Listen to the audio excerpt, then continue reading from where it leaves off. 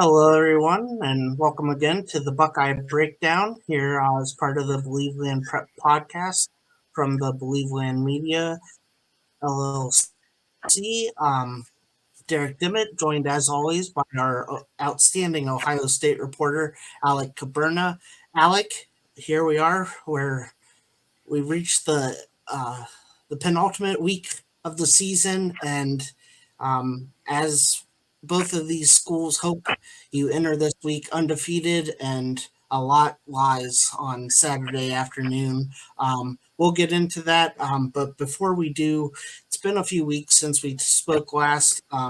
Ohio State, as I just gave away, they have been undefeated still, so they've come out of these Big Ten games on the back half of the season unscathed. Can you just kind of give us kind of your view of the good, the bad, and if there was any ugly out of those last 3 or 4 games? Yeah, well, last time we talked, I think it was right after the Penn State game. So, since then, Ohio State's gone into Wisconsin, gone into Rutgers, who we just found out, yesterday, or, over these past couple weeks. Hey, Rutgers is a pretty good football team, give them their dues. Yeah, they've taken some losses, sure, since, Ohio State 35-16, 22-0, they lost Iowa, 27-6, they lost to Penn State. But I think you got to give that team their cookies. They've had a good season. Their defense is legit. And I think that's something Ohio State can pin their cap in. Kyle McCord, had some struggles, but Travion Henderson really, really hit his stride. I mean, last 4 games, he's had 3 100-yard performances. He's over 400 yards in 4 weeks. He is absolutely cooking on a whole nother level. That Rutgers game, he also had 80 yards. He led the team in receiving. First time we've had a running back lead the team in receiving in the last, let me take a quick look here. Last 3 seasons, no one has done that. It's been a long time since we have had a running back take over a football game quite like he has done. And, I think that's a real testament to what Ohio State is looking to do and what they can do when he is completely healthy. Last time we had a running back, lead the team was J.K. Dobbins, September 29th on the road at Penn State in 2018. That's the last time we had a running back lead the team in receiving. And I don't think it's a stretch to say when Travion Henderson is healthy, he's the best running back in the nation, and he's really showcased that over the last couple weeks. We're in November football. November football is won on the ground, won in the trenches. Nobody who goes in to win a national title has a bad running game. You cannot win a title with a bad running game, and that is where Ohio State stands at the moment. Their running game has clicked. Kyle McCord, the Rutgers game, he struggled on the road. Last 2 games at home, he's over 500 yards passing against Michigan State and Minnesota. And you look at that and you go, well, those are cupcakes. Exactly. He has put up 500-plus yards against cupcakes. He has done exactly what he was supposed to do. You say, oh, they haven't really played anybody. That is a fair estimation of Ohio State's schedule at this point. The Penn State win's not looking great. Notre Dame win's not looking great. But what have they done? Well, since Notre Dame, only one team has scored twice on Ohio State. There's only 2 teams that have scored 2 touchdowns this season on Ohio State, Notre Dame and Maryland. Purdue, Penn State, Wisconsin, Rutgers, Michigan State, and Minnesota were all held to a singular touchdown. They may have gotten double-digit points, sure. You look at Rutgers, they got 16 in that game. Only one of them came on a touchdown. They had 3 field goals in this first half. Ohio State is turning it up a notch here in November football. They are turning into the team we need them to be this coming weekend and beyond. This is Ohio State football the way we thought it was going to look. Jim Knowles made a lot of promises with Ryan Day in this defense. They have all delivered. Ohio State has not allowed a rushing touchdown in the last 6 games in conference play. Since the end of World War II, they have not done that before. Ohio State these last couple weeks has turned it up a notch. Harrison Jr.'s put himself in the Heisman conversation. Farmer Gronk, Cade Stover showed up again last night here. I don't know when this is coming out, but he showed up this past Saturday against Minnesota. And Buka is showing up. Everybody is showing up at the perfect stride. Ryan Day, beginning of the season, said, these first couple games, they're important. We have to win them, no doubt. But we are going to be playing our best football. We have to be playing our best football end of November. Look at where this team started and where they are now, and you are seeing a huge, huge jump for the Ohio State Buckeyes.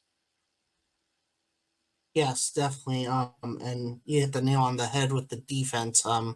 It's been it's been a touchy subject for fans coming into this year. The past couple years, there's been some defensive letdowns in some of these games, or where you're relying on the offense to kind of save the game for you and just turn into a shootout more or less, kind of like what we see in the Big 12 more traditionally of, those 50 something to 40 something games. But or when yes, USC plays football.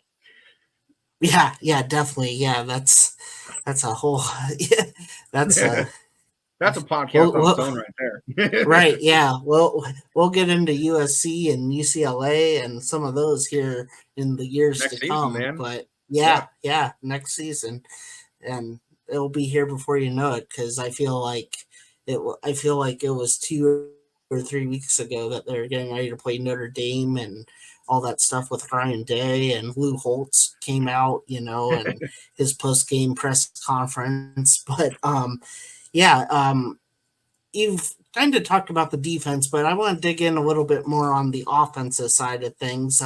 You mentioned Travion Henderson, and we've seen Chip Trainum come in and really do well in those short yardage situations and just lay the hammer on some big runs.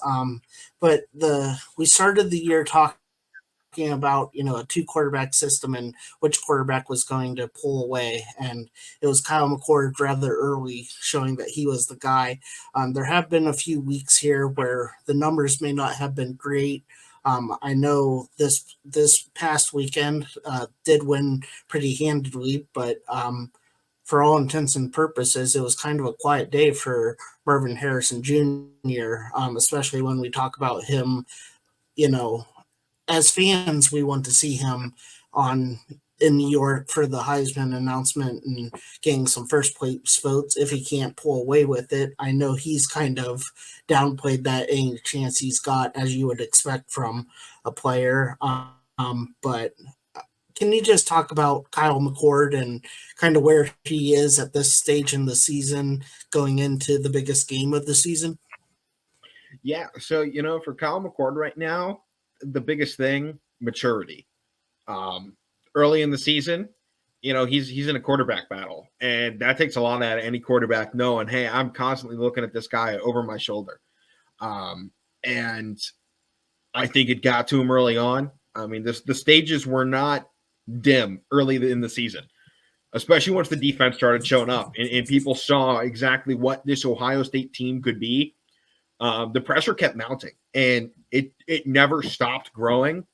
But eventually, Kyle McCord grew with it, and I think that's the big thing to remember. Kyle McCord's not C.J. Stroud. He's not Justin Fields. He's not Dwayne Haskins. He's not J.T. Barrett. He's not Cardale Jones. He's not Terrell Pryor. He's not Troy Smith. He's Kyle McCord. He is his own quarterback. Every quarterback at Ohio State has had their own distinctive mark that they leave on the program. We don't quite know what Kyle McCord is going to be yet. This is his first year starting. When you've gone from what he started this season as, couldn't find the throws, inaccurate, ball, it didn't really have a lot of zip to it. He's turning around. The deep ball's coming. He knows who he has out there. And I think that might be the biggest thing. Start of the season, it was very clear he was kind of lost in the system and didn't know what he wanted to do. I mean, against Indiana in his first game, he found Marvin Harrison twice. The game next against YSU hit him 7 times, then 5 times. Then against Maryland, 8. Hit him 11 times against Penn State. a lot of those big games, he focuses on one guy. But as I talked about last time, the games between. So from between Notre Dame and Penn State was my focus last time. Now it's between Penn State and Michigan. What has he done these last 4 weeks? Wisconsin, Rutgers, Michigan State, Minnesota. What he's done is he's gone out there and he's trying new things. That's why we've seen more turnovers these last couple of weeks. I mean, he has 3 interceptions in the last 4 games. He also has 6 sacks in the last 4 games. And that's majority of his season for the negatives that come in those 4 games because they're letting this guy try new things, find new people, run new plays. It's a maturity of the offense around Kyle McCord. They are trusting him to do more, to try new things, because if you run in there with the same offense you had against Penn State or against Notre Dame, you're going to get crushed. And they know that because that has happened the last 2 years. They didn't make the changes. They didn't allow their quarterback to go out there and play their football. That's got to change this time with Kyle McCord. He has to go in there with confidence. And I think he's starting to get that these last couple weeks, finding Cade Stover, finding Egbuka, finding Harrison. He is consistently starting to spread the football around. Now he's hitting Travion Henderson out of the backfield too. To have a full spread, it makes Ohio State lethal. That has been the maturity of Kyle McCord this season, is learning to get that football around to other guys. And I think, a lot of people go, oh, Marvin Harrison was a no factor against Minnesota. No, Marvin Harrison Jr. might have been the most important guy out there because he was in double coverage all night long. Still had 3 receptions, 30 yards, and a touchdown, which he's had a touchdown in all but 2 games this season, by the way. Keep that on your Heisman list. But it opens the door for everybody else. Carnell Tate is taking advantage. Stover is taking advantage. He's now just the 3rd Ohio State tight end to have, I think, 1,000 or have a 1,000-yard receiving season. Cade Stover came to Ohio State on defense. It was quite hated for his first year here as well. Made the switch, sacrificed for the team, and it's turning things around with him on offense. Egbuka is getting doors open for him. They both just came back from injuries. The love is going around here, and I think it's big right now for Ohio State's offense. They're finding confidence here late in the season, and it's just continuing to grow. Yes, definitely. And with confidence comes the wins, and the wins breed confidence, and it's all coming together here for this big game at noon on Saturday, November 25th, in Ann Arbor, Michigan. We've had it circled since last year. The team has the running clock. I think from the day after the game, they reset the clock. So anybody that goes into Woody Hayes, they know the time of the game. They know the date of the game. And I think that's kind of unique because a lot of college programs, they kind of, one game at a time, yada, yada, they try to pull the wool over people's eyes into thinking that they don't have certain games circled. But it's no secret going back to when Jim Tressel took over, he, at least in my memory, Cooper may have made a big deal of it, but we always see that. Yeah, we always see that clip of Jim Tressel at the basketball game, and I think that's when it started. He gave everyone the amount of days till kickoff against that team up north, and since then he said we're going to go into Ann Arbor and we're going to beat that team up north, and that right there ignited this rivalry back. The years of Earl Bruce and Cooper. I mean, it lost something with those guys. And it's, something Ryan Day has been criticized of. I just watched the game day trailer for this coming weekend.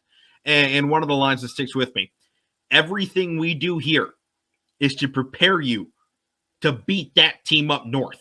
We hate them. They hate us. This isn't just a football game in Ohio. This is a way of life. It's a tradition. It's the greatest rivalry in sports. You can say, oh, Red Sox Yankees. I don't care about that. Red Sox Yankees is hardly a rivalry. It's a baseball game, for crying out loud. They play 20 times a year. Who cares? Right. This happens once a year. And these two, and it's not just that they play once a year, because obviously that's college football. Everybody plays once a year. Duh. It's the fact that what this game has meant to college football every time they play. This almost always decides the Big Ten champion. In the past, had always decided who went to the Rose Bowl, decided who was going to the national championship game, decided who was going at the top of the NFL draft, which, people forget about. The guys in this game this coming Saturday are going to be making huge impacts on Sunday next season. Look at who has been sent the last couple years. For that team up north, the games that they won, Nico Collins and Aiden Hutchinson, the two that come to mind first off, because they are having tremendous seasons. Ohio State, the Bosas, CJ Stroud, offensive players of the years, for the rookies last year, Wilson, Olave. This isn't just a group of kids going out there like the Iron Bowl. The Iron Bowl is only good when they play at Auburn. And Auburn pulls an upset every now and then. Auburn just lost to New Mexico State. And they want to come and say the Iron Bowl is better than the game. You have to call yours an Iron Bowl. This is the game. This is the biggest game in all of football. And I would say sometimes it's better than the national championship game. Yeah, definitely. And hot take right there. yeah, but the winner of this one wins the Big Ten East, and they have a date the following Saturday with Iowa in Indianapolis. And with that in mind, and with both of these teams entering this game undefeated, do you, do you see a scenario where the loser, should this be as close of a game as we think on paper, do you see a scenario where the loser may sneak in as the fourth seed in the college football playoffs, even without playing in the Big Ten championship game next week? So the scenario exists. It has gotten very slim these last couple weeks. Florida State survived their game. Louisville survived their game. Washington is, it's right there. Oregon stepping up. Texas is stepping up. Alabama stepping up. Right now, the top 8 teams, and I put Louisville there too. They were 10th this past week behind Mizzou at number 9. But if they win the ACC, they're a legitimate talk for the college football playoff. I don't know if they get it. They could be the conference champion left out potentially. But I think we're going to find out this Tuesday, honestly, when the college football committee gets together and they unveil the rankings this Tuesday. Very strong feeling Georgia is going to be number 1. Their schedule has been propped up on the back of frauds.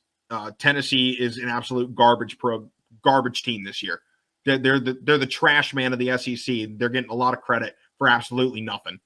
Go find me a good win on their schedule. It doesn't exist. Ole Miss is ranked 13 again, overrated. The good win I have for Georgia is Mizzou, and I give them a lot of credit. I think Mizzou is good this year.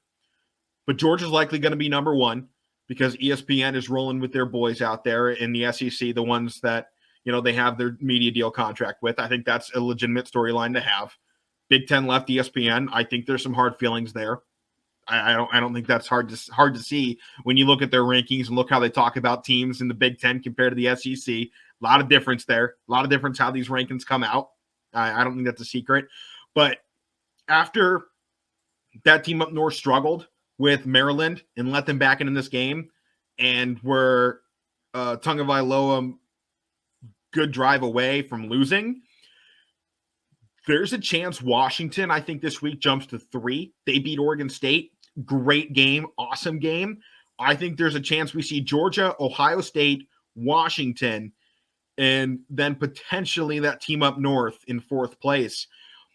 When you talk about having a loss and getting in, it seems unlikely with the strength of schedules these teams have when you look at them.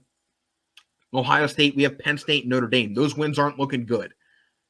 Even if you beat that team up north, it doesn't seem like enough this year. When Texas and Alabama are where they are at, Alabama will sort itself out. But if they upset Georgia in the SEC championship game, both have booked their tickets already to the SEC championship game. If those two collide, Alabama pulls the upset, they're not going to drop Georgia from 1 to out. Not with the buffoonery they've done by propping up the schedule with ranked opponents here to finish out their season.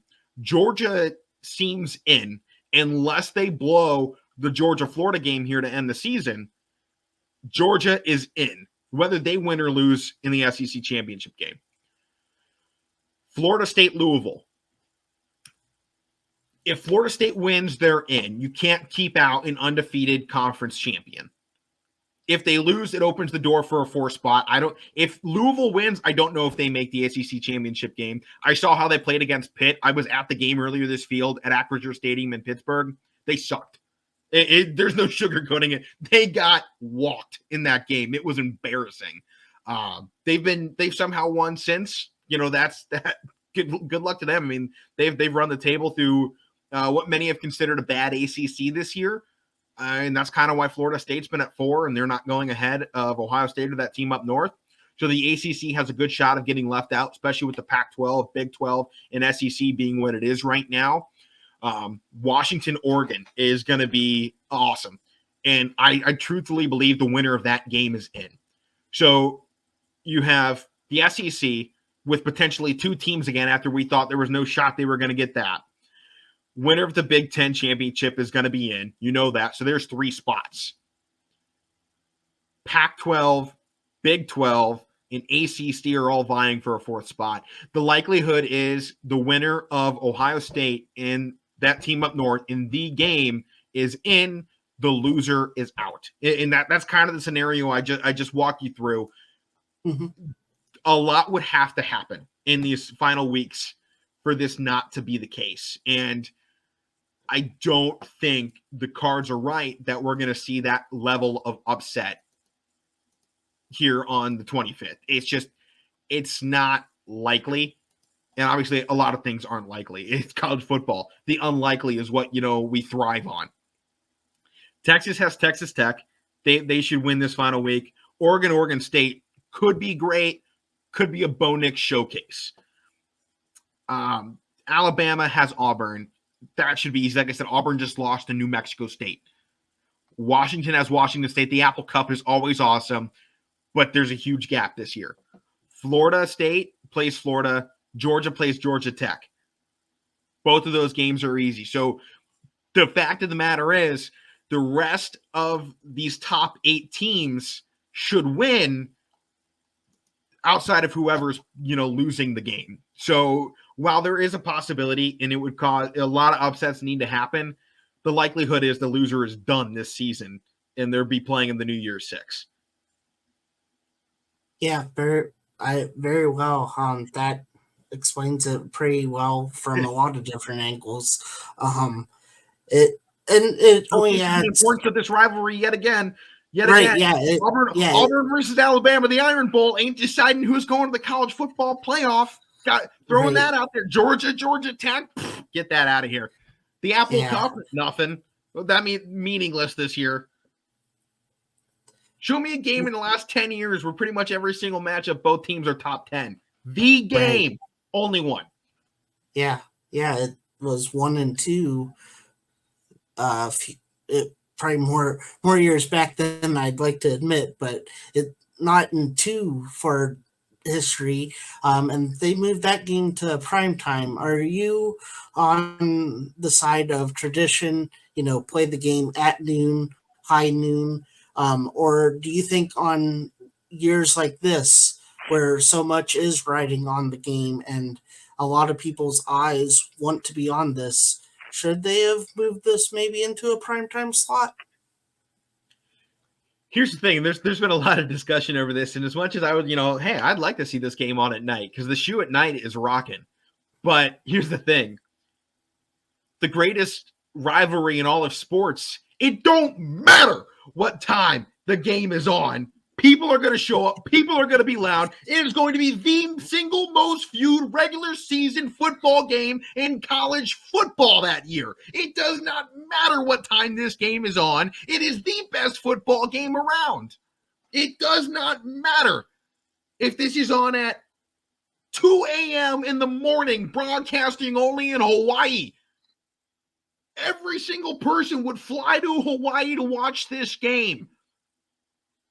That's where I stand on moving this game.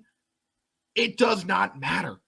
The intensity is there. They haven't needed night game. They haven't needed gimmicks like whiteout, Penn State, who you can't win anyways. They don't need gimmicks. They don't need times. It is two groups of people that absolutely hate one another going out there, punching each other in the mouth for 60 minutes, and at the end of it, one of them's going to a national championship game. What more do you need out of a football game than all of that? The storylines write itself this year. In every year. And when you look at the people that go, this game needs to be prime time. Why? Can you give me a why? Because I'll be covering Mount Union and Alma at noon on Saturday. So I would love if it was a prime time game. But here's another part of that. I don't want to wait around all day for that game to happen. I want right. Right. It's yeah, like Christmas, especially Christmas. You're waking up when you're little, you woke up 6 a.m. in the morning, you're running downstairs, your parents are like, no, give me 5 more minutes to sleep in. You're like, it's Christmas. That's what it is now. It's the game. I don't want to wait till 8 o'clock. We don't need the drama of prime time. We don't need your best analysts to come out here and under the lights in the horseshoe, which would be cool all on its own. We don't need it. This game doesn't need the fanfare because it brings all of its own fanfare at a level that no other game in sports can touch. Yeah. And do you think some of those extra storylines, do you think that those will be played up, or will that just kind of be media talk leading into Saturday at noon? With the sign stealing and all of that. Here's the thing. This is on Fox at noon, which means it's Gus Johnson and Joel Klatt. They are going to play the hell out of every single potential storyline. It is. Some people are going to be watching this game on mute. I think it's pretty fair to say Gus Johnson already gets mixed reviews with all of the stuff going into this game. A lot of people are not going to be happy with the call. I can guarantee you that. So yes, everything is going to be played up. Again, like I said, it doesn't need to be, but it will be. And with all the story, there's a lot of storylines going into this one. Back-to-back years. Are these wins going to be vacated? Michigan just hit 1,000. How does that play into it? No Jim Harbaugh on the sidelines. Ryan Day has struggled the last 2 years. Whether sign stealing or not, he choked hard both times. They were in close games in the third quarter, and he let Donovan Edwards and Blake Corum run all over the shoe. That's their own things. Both those guys are there. Both those guys are healthy. That's a dangerous duo. That might be the most dangerous backfield in college football out of the two of them. And I don't have any problem saying that. McCarthy, like it or not, I don't like it. I don't think it's true, but he's in a Heisman position. If he goes out here and absolutely smokes the Buckeyes, he probably crowns himself Heisman if he can do that. Say he drops 500. Marvin Harrison, again, him, same thing. If he goes out there in Ann Arbor and drops, 200 yards, say 200 yards, 3 touchdowns, probably books himself to New York. If Ryan Day loses, is his tenure done? The winningest head coach in Ohio State history, is he done if he does not win? He's had 11 wins or more in every season under him so far, but he could be fired if he does not win this game against an offensive coordinator who runs it 74% of the time, as opposed to 56% of the time when Harbaugh was on the sidelines. There's a lot of storylines. They're going to be played up. Gus Johnson and Joel Klatt like to put on a show. There's no secret to that one. They like the show. Great. And there's no bigger show this Saturday than the game. So, not to put you on the spot, but I'm going to put you on the spot. Can we get a score prediction from Alek Koberna for the game? Oh man, I haven't had a chance to put together my article yet this week. This is normally where I get to walk through every quarter, so I guess you get to go through it with me here. Yeah. Opening this game up. There we go. It's gonna be a dogfight. I mean, these two teams they're gonna hit the field with extreme intensity. And with the way these two teams have played, it's the defensive intensity that's going to be brought early on. And we're going to see exactly what these two defenses, the two lowest scoring defenses in college football this season, 1 and 2, who have not allowed big games against them.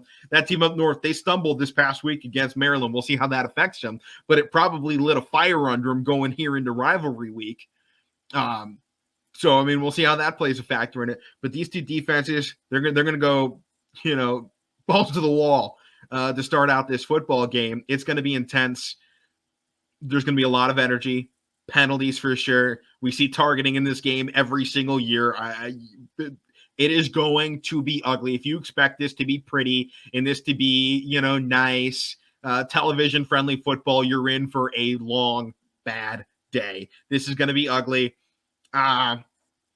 First quarter, I probably see him trading touchdowns, 7-7 after one. And when you look at the two quarterbacks, it's probably done on the ground because both quarterbacks like to give it off to their big boys. Whoever wins the trenches, I'm going to go takes the second quarter. Based off of what I've seen this season, I'll give the edge to that team up north, taking a 14-10 lead into half. Coming out, Ohio State third quarter as of late has been dominant. They've returned to form, the form that Ryan Day has kind of set a precedent on throughout his tenure. I think they back it up. 2 touchdowns there. Go 24-17. Ohio State's taking the lead into the fourth quarter. Both teams are going to score in this fourth quarter. It's a matter of how those come. I think team up north ties at 24 apiece here in the fourth quarter. Then we'll go Jaden Feeling, walk-off field goal. He's 14 for 16 on the year, along a 47, 3 of 5 from 40+, 6 of 6 from 30+. So you know what? I'll say it. 38-yard field goal. Ohio State walks it off in Ann Arbor, 27-24. There you go, everyone. Log into FanDuel. Make your bets right now. You heard it here first. 27-24. That's that. I'll try and make sure I put that same score in my article, unless we get some injuries that come out over the next couple of days, because we won't get that report on healthy, not healthy, probably until about Wednesday is when I see most of it, right. And then we won't get the game time decisions obviously until kickoff. Ryan Day very quiet about all that. Yes. Any final thoughts, Alek, before we put a bow on the regular season for the Buckeyes? Yeah, as much as people want to, talk this season and criticize about who the Buckeyes have played and how they've played and all of them, I am impressed with the season. If you go back to my articles walking through this year, there was question marks with Kyle McCord all the way through. There was question marks with the defense. There's question marks with the offensive line. As I said, Travion Henderson now has 450 yards in the last 4 games. That's an impressive mark to be at. So the questions have been answered across the board. Marvin Harrison is exactly who we thought he was. Egbuka is probably the guy we thought he was too. Kate Stover is so much better. The defensive line is showing up big. The linebackers are big. The corners are great. The safeties are great. There was a huge question at kicker. We had Noah Ruggles, an absolute dog for the last couple of years, locking it down. Then the miracle of midnight happens for Georgia. He shanks it. And now Ohio State has to go in with an unknown kicker. There was questions. There was transfers. There was a whole lot of drama this offseason for the Buckeyes. And I put together my article at the beginning of the year, and I said undefeated. I was not confident with undefeated. I thought teams like Western Kentucky, who has an amazing offense, one of the best offenses in football, was going to give us a shot. I thought Notre Dame was going to take that game because I thought Sam Hartman was the better quarterback. Kyle McCord dueled him. He threw 240 in that game and led the game-winning drive. I thought Tagovailoa with Maryland could pull it. I thought Purdue was going to keep it close. I thought Drew Aller was going to be that guy with Penn State. He was not. I thought going into Camp Randall was going to be a lot worse than it was. And I thought PJ Fleck might pull out something because Minnesota and playing in that week prior to the Team Up North game tends to be a trap week. I thought Ryan Day wasn't going to be aggressive. Ohio State this season has exceeded expectations. And I know the expectation still remains national championship. That was unrealistic coming into the season. At this point, it's realistic. The field is wide open. I guess if I had any final thought, and if any Buckeye players listening, which, would be nice. I doubt it. But if any of them are, go into Ann Arbor and continue to prove the haters wrong. Ohio against the world. Screw the media. Screw the Big Ten championship. Screw the national championship. None of it matters if we don't beat that team up north. The playoff is expanding next year to 12. The Big Ten champion is going to be no longer decided with divisions. So there's a chance we play twice in a season, potentially 3 times, going forward. This potentially is the final game that has this super meaning. If we don't win this, nothing else matters. So go in Ann Arbor and absolutely curb stomp them Wolverines. That's my final thought. Yes.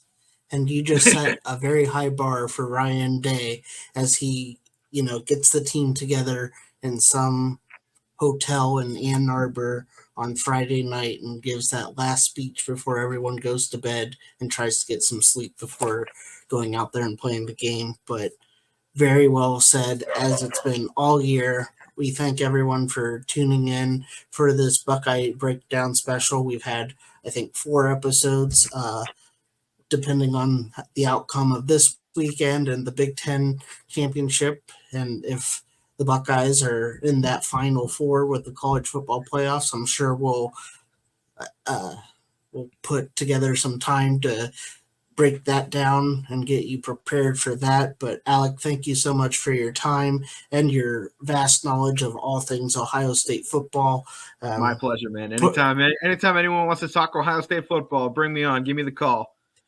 Oh, yeah. Yep. And OH.